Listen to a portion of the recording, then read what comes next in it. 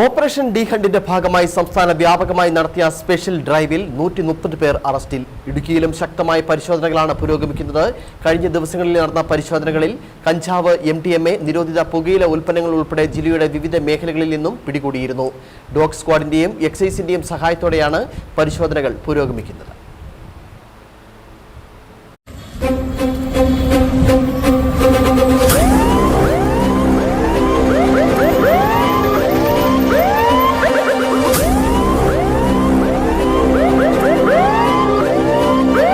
ഇന്നലെ നടന്ന പരിശോധനയിൽ സംസ്ഥാനത്താകെ നിരോധിത മയക്കുമരുന്ന് കൈവശം വെച്ചതിന് 122 കേസുകൾ രജിസ്റ്റർ ചെയ്തു. മയക്കുമരുന്ന് വിൽപ്പനയിൽ ഏർപ്പെടുന്നതായി സംശയിക്കുന്ന 2572 പേരെ പരിശോധനയ്ക്കും വിധേയമാക്കി. നിരോധിത മയക്കുമരുന്നുകളുടെ സംഭരണത്തിലും വിപണനത്തിലും ഏർപ്പെട്ടിരിക്കുന്നവരെ കണ്ടുപിടിച്ച് കർശന നിയമ നടപടികൾ സ്വീകരിക്കുന്നതിനാണ് സംസ്ഥാന വ്യാപകമായി ഓപ്പറേഷൻ ഡി ഹണ്ട് നടത്തുന്നത്. ജില്ലയിൽ ശക്തമായ പരിശോധനകൾ പുരോഗമിക്കുകയാണെന്ന് കട്ടപ്പന DYSP നിഷാദ് മോൻ പറഞ്ഞു.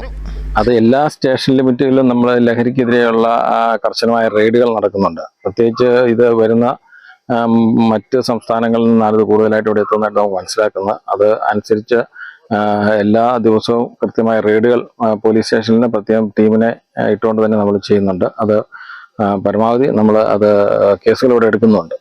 പൊതുജനങ്ങളിൽ നിന്ന് മയക്കുമരുന്ന് സംബന്ധിച്ച വിവരങ്ങൾ സ്വീകരിച്ച് നടപടികൾ കൈക്കൊള്ളുന്നതിനായി 24 മണിക്കൂറും പ്രവർത്തിക്കുന്ന ആന്റി നാർക്കോട്ടിക് കൺട്രോൾ റൂം നിലവിലുണ്ട്. ഈ നമ്പറിലേക്ക് ബന്ധപ്പെടുന്നവരുടെ വിവരങ്ങൾ രഹസ്യമായാണ് സൂക്ഷിക്കുന്നതെന്നും ഇടുക്കി ജില്ലാ പോലീസ് മേധാവി വ്യക്തമാക്കി.